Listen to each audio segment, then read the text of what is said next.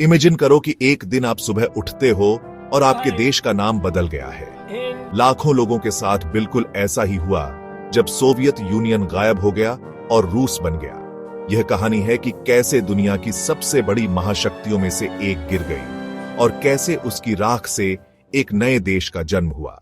चलो 1922 में वापस चलते हैं। सोवियत यूनियन सिर्फ रूस नहीं था, यह 15 देश थे जो एक झंडे, एक सरकार और एक सपने के तहत एकजुट थे। लगभग 70 सालों तक यूएसएसआर बहुत बड़ा था।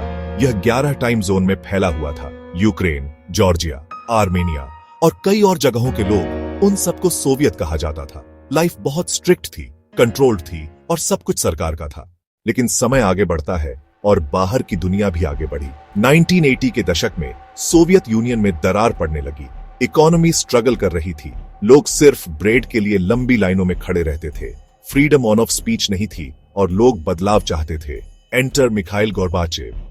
वह लीडर थे जिन्होंने सिस्टम को दो बड़े आइडियाज से ठीक करने की कोशिश की।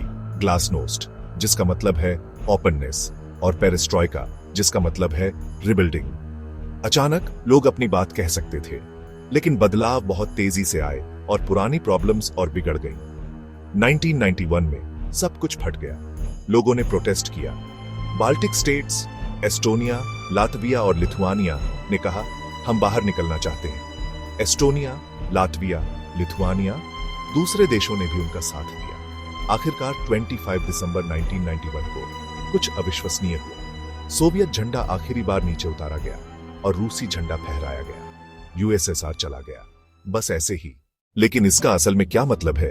कुछ के लिए यह फ्रीडम थी, नए देशों का जन्म, नए मौके और फ्यूचर के लिए उम्मीद।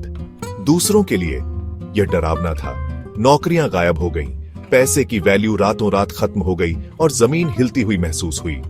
परिवार नई सीमाओं के पार बंट गए और सब कुछ जाना पहचाना बदल गया। आज रूस अभी भी दुनिया का सबसे बड़ा देश है। इसकी एक नई पहचान है, लेकिन पास्ट कभी दूर नहीं होता। यूएसएसआर की कहानी हमें याद दिलाती है, देश उठ सकते हैं और वे गिर भी सकते हैं, लेकिन ये लोग हैं, उनकी उम्मीदें, डर और सपने जो हिस्ट्री बनाते हैं। तो अगली बार जब आप मैप पर रूस देखें, याद रखें, यह सिर्फ एक जगह नहीं है। यह एक सदी के बदलाव, साहस और लचीलेपन का नतीजा है, और वह कहानी अभी भी लिखी जा रही है।